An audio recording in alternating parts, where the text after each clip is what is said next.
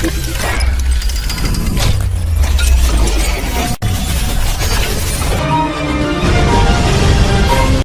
दोस्तों, फिर एक बार स्वागत करते हैं आपका विदर्भ सम्राट न्यूज़ चैनल में। फिर एक बार नए मुद्दे को लेकर हम आपके सामने उपस्थित हैं। आज का मुद्दा है अग्निपथ।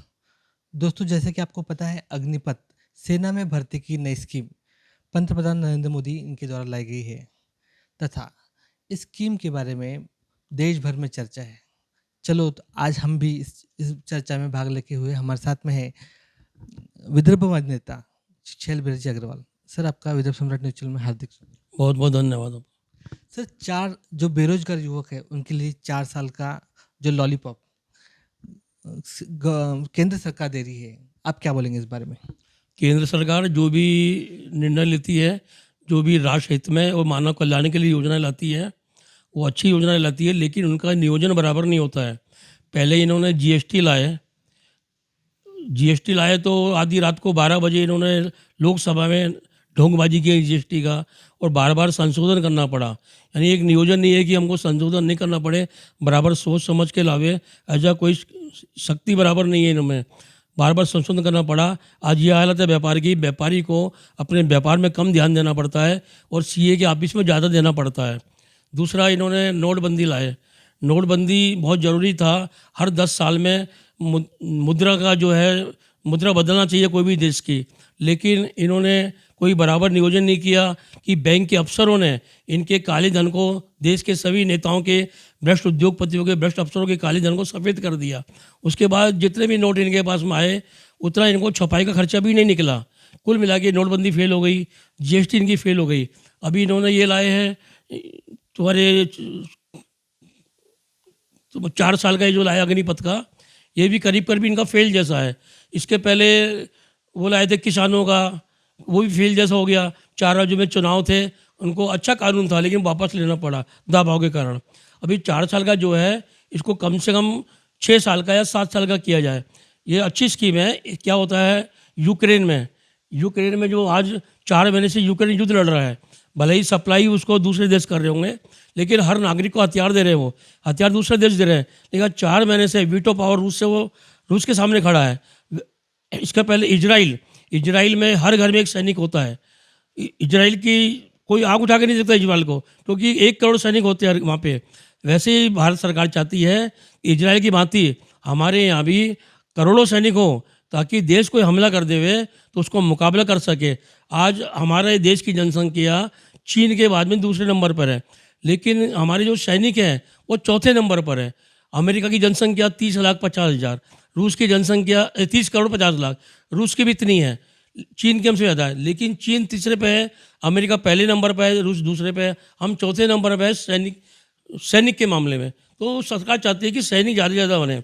अब सवाल क्या है, ये भर्ती जो कर रहे हैं, आज युवक जो है बेचारे बेरोजगारी के लिए घूम रहे हैं, रोजगार नहीं मिलता, लाखों रुपए खर्च होते हैं, पढ़ाई करते हैं, एमबीबीएस की, सीए की, इसकी उसकी, नौकरी नहीं मिलती। आज सरकार इनको सर्विस दे रही है, लेकिन ये 4 साल का इसको 6-7 साल किया जाए, और रिटायरमेंट के बाद में इनको पैसा दे रही है। यानी 25% वो जो ज़्यादा अच्छे लोग हैं, समझ लो उनकी नज़र में जो योग्य हैं उनको रखेंगी, और 75% को अपना पैसा देके जो उनका जमा है वो देगी, ताकि वो व्यापार भी कर सके। आज क्या होता है, आज 30-32 साल के युवा कुंवारे घूम रहे हैं, शादी ब्याह नहीं होती। आज जब तक वो पैरों पे खड़े नहीं होते, आजकल शादी ब्याह भी नहीं होते। तो ये 17 साल में जैसा लगेंगे, मान लो इनको 23 में रिटायरमेंट हो जाएगा, मान लो 6 साल का, 23 के बाद में अपना खुद बिजनेस कर लो, और एक उनके पास में एक ताकत रहेगी कि अपन लड़ सके। हमारे देश पे कोई हमला करेगा तो हम लड़ सके। इनको 4 साल का, 5 साल का, 6 साल का जो भी सरकार निर्धारित करेगी, उनके पास योग्यता रहेगी, कार्य क्षमता रहेगी। ये बहुत अच्छा कदम है, मैं इसका वंदन करता हूँ। सर, सरकार ने पहले तो रेलवे प्राइवेट करा दिए, यहाँ पे बैंक की प्राइवेट करा दिए। अभी सरकार की जो नज़र है जो सेना के जो पेंशन योजना पे है, आपको नहीं लगता पेंशन खाने के चक्कर में केंद्र सरकार ने योजना लाई है? पेंशन सबसे पहले तो जो लोकसभा सांसद है, राज्यसभा सांसद है और पूर्व विधायक है, वर्तमान विधायक है, इन सबकी पेंशन बंद हो जाना चाहिए। जो एकदम आर्थिक रूप से कमज़ोर है वो अपना आवेदन दे सकते हैं, भैया हम कमज़ोर हैं, हम वर्तमान सांसद हैं, हम पूर्व सांसद हैं, हम वर्तमान विधायक है, पूर्व विधायक है, हम आर्थिक रूप से कमज़ोर है। जो एप्लीकेशन लगाएगा सरकार को, उसको पेंशन देना चाहिए और उसको वेतन देना चाहिए, बाकी सब बंद कर देना चाहिए। देश का अरबों रुपया खरबों रुपया इन्हों में जाता है, जबकि इनको ज़रूरत ही नहीं है, और जिसको ज़रूरत है उसको देना चाहिए। और रोज़गार के अवसर आज जो देश में फ्री चल रहा है, राशन फ्री, ये फ्री वो फ्री, ये सब बंद करके देश का अरबों खरबों रुपये बचेगा। उस पैसे से रोजगार के अवसर प्रदान करना चाहिए, आदमी को कार्यक्षम बनाना चाहिए। ये सब देश को कमज़ोर कर रहे हैं फ्री का दे के, और नेताओं को जो दे रहे हैं ये बहुत गलत है। मैं इसका विरोध करता हूँ। जो संपन्न नेता है, संपन्न लोकसभा है, संपन्न विधानसभा के लोग हैं, इनको स्वेच्छा से बंद करना चाहिए। अगर ये नहीं मानते हैं तो सरकार को दमनकारी नीति अपनाना चाहिए, टोटली बंद करना चाहिए, और बोलना भैया तुम्हारी आर्थिक स्थिति खराब है तो हमको आवेदन दीजिए, हम तुमको देंगे। ऐसा कुछ कानून होना चाहिए। सर, अग्निपथ में जो अग्निवीर होंगे जिनको 4 साल के बाद निकाला जाएगा, मतलब ये रोजगार के नाम पे जो बेरोजगार हो जाएंगे 4 साल के बाद, वो लोग क्या करेंगे सर? देखो, बेरोजगार तो वैसे भी है, सरकार तुमको 4 साल 6 साल जो भी देने वाली है, रोजगार देने वाली है। बेरोजगार तो वैसे भी है, तो तुमको एक पैसा मिलेगा काम करने के लिए, खुद के रोजगार के अवसर मिलेंगे। तुम पूरी तरह, अच्छा सरकार बोल भी है, रक्षा मंत्री ने कब सुना, मैंने राजनाथ सिंह ने बोला है कि मनरेगा में काम देंगे, और जो भी सरकारी नौकरी में मिलेगी पहला हक तुम्हारा रहेगा। सरकार तो बहुत चाहती है रोजगार मिले, लेकिन सरकार के पास पैसे की कमी है। पैसे की कमी ये दूर जब होगी, सरकार जो है ये दान पुण्य का काम कम करेगी और रोजगार के अवसर पैदा करेगी इन पैसों से। सर, युवा वर्ग आज भी रोजगार के चक्कर में बहुत बहुत भटक रहा है, तो आपको लगता नहीं क्या 4 साल के बाद फिर जो लोग वहाँ पे अग्निवीर हो जाएंगे वो फिर रोजगार के नाम पे भटकते रहेंगे, उनको रोजगार नहीं मिलेगा?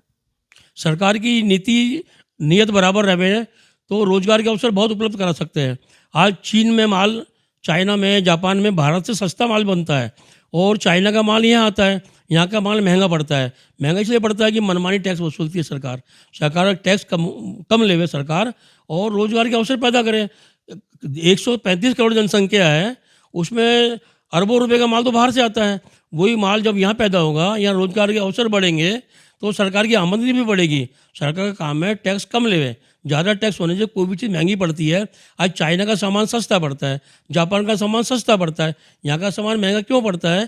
क्योंकि यहाँ पे टैक्स मनमानी है। सरकार को टैक्स कम करना चाहिए, जीएसटी कम करना चाहिए, और जीएसटी को सरल बनाना चाहिए। सर, कहीं ना कहीं 40 साल की जो नौकरी थी उसको 4 साल में लाके रख दी, सरकार ने रख दिया है। तो कहीं ना कहीं आर्थिक रूप से जो सेना में जो भर्ती होने वाले खुद को असुरक्षित नहीं समझ सकते क्या? ये सेना में भर्ती करने का सवाल नहीं है। ये देश में करोड़ों सैनिक बनाने की योजना है सरकार की। क्योंकि हम पे चीन हमला कर देवे, हम पे कोई भी देश हमला कर देवे, तो हमारे पास 2-4 करोड़ सैनिक होना। तो वैसे सरकार 40 साल के लिए, 35 साल के लिए पगार नहीं दे सकती है, न उनको पेंशन दे सकती है। तो ये सरकार चाहती है 4 साल में, 5 साल में निवृत्त हो जाए वो, और पैसा उनको मिले। उस पैसे से रोजगार के अवसर खुद ढूंढे वो, और सरकार रोजगार के अवसर भी देवे। लेकिन सरकार पगार और पेंशन नहीं दे सकती 35 साल 40 साल, इसलिए सरकार ऐसा कदम उठा रही है। सर, 9 महीने की जो ट्रेनिंग थी वो 6 महीने में उन्होंने ला के रख दी है। क्या वो मशीन की तरह से यूज़ करना चाहेंगी युवाओं को? नहीं तो उसके लिए तो खुद का विल पावर मजबूत होना ना। कोई बच्चा 2 महीने में ट्रेन हो जाता है, कोई 2 साल में नहीं होता, कोई 20 साल में नहीं होता। ऐसा कुछ नहीं है, टाइम का कुछ नहीं है। खुद में योग्यता, कार्यक्षमता होना चाहिए। अब मैंने 13 साल की उम्र में मैट्रिक पास किया था मैंने। कई लोग 16 साल की उम्र में भी नहीं करते। तो खुद में योग्यता होना चाहिए। 6 महीने में भी सीख सकता है आदमी, 9 महीने में सीख सकता है। ऐसा कुछ नहीं है। सरकार अच्छे कदम उठा रही है, लेकिन सरकार के नियोजन में भारी कमी है। सरकार को उसको ध्यान देना चाहिए। सरकार को एक कोर कमेटी बनाना चाहिए। जैसे कोई वैज्ञानिक का फैसला लेना है तो देश के नामी वैज्ञानिकों की कोर कमेटी बनाना चाहिए। कोई उद्योग के बारे में फैसला लेना है तो बड़े बड़े उद्योगपतियों की एक कोर कमेटी बनाना चाहिए। व्यापारियों की कोर कमेटी बनाना चाहिए। सीए लोगों की बनाना चाहिए। बुद्धिजीवी की बनाना चाहिए। सरकार कोई भी फैसला लेवे उन कोर कमेटी से सलाह करके लेना चाहिए। क्योंकि वहाँ जो सरकार में जाते हैं अक्सर कम पढ़े लिखे लोग जाते हैं, ज़्यादा पढ़े लिखे लोग नहीं हैं। वैसे लोग जाते हैं चुनकर, धन बल पे जाते हैं या बाहुबल पे चुन के जाते हैं। सरकार का काम है बुद्धिजीवियों को विश्वास मिले और उनसे सलाह लेके कोई भी कदम उठावे ताकि जग हसाई नहीं होवे। जैसे नोटबंदी का जो फैसला रातों रात लिया गया है सर, वैसे ही विपक्ष को ना बिना पूछे ये अग्निपथ का जो फैसला लिया गया है तो कहीं ना कहीं लोगों को खटक रहा है। आपको नहीं लगता ये फैसला सबको लेके करना चाहिए था? इसमें विपक्ष को भी विश्वास में लेना चाहिए। और ऐसा नहीं कि भारत पाकिस्तान है, विपक्ष पाकिस्तान नहीं है, विपक्ष भी अपना भारत है, विश्वास में लेना चाहिए। दूसरा, जो लोग ये मैं देख रहा हूँ टीवी में आग लगा रहे हैं, अरबों रुपए का नुकसान कर रहे हैं, ये अपना भविष्य जला रहे हैं। और जो नौकरी करना चाहते हैं, जो राष्ट्र की सेवा करना चाहते हैं, वो आग नहीं लगा सकते हैं। आग कौन लगा रहा है? मुझे ऐसा लग रहा है कि विपक्ष के जो आका है वो अपने लोगों से आग लगवा रहे हैं और देश में अशांति का माहौल पैदा कर रहे हैं। ऐसा उनको नहीं करना चाहिए, राष्ट्रीय भावना से खिलवाड़ नहीं करना चाहिए। मेरा ऐसा निवेदन है, विपक्ष सकारात्मक भूमिका निभावे और इस टाइप के आंदोलन में भाग नहीं लेवे। सर, अग्निपथ में 4 साल का कार्यकाल दिया गया है, 4 साल के बाद रिटायरमेंट, और रिटायरमेंट के बाद 10 से 12 लाख रुपए मिलेंगे। क्या 10 से 12 लाख में सर ज़िंदगी गुजर जाएँगी? ये रुपया सरकार जो दे रही है, ये कोई पेंशन नहीं है। ये रुपया इसलिए दे रही है कि आप इस पैसे से कोई व्यापार, कोई उद्योग, कोई काम स्थापित कर सको। 10-12 लाख रुपए कम नहीं होते, बहुत होते हैं। एक बेरोजगार के लिए बहुत होते हैं। तुमको पगार भी मिलेगी 4-5 साल, 6 साल, और तुमको इकट्ठा रुपया भी मिलेगा। आपको हमारे विचार कैसे लगे? हमें ज़रूर अवगत कराएँ। कमेंट करना ना भूलें। हम आपका कमेंट का हमेशा इंतज़ार करते हैं। देखते रहिए विदर्भ का नंबर 1 चैनल विदर्भ सम्राट। धन्यवाद।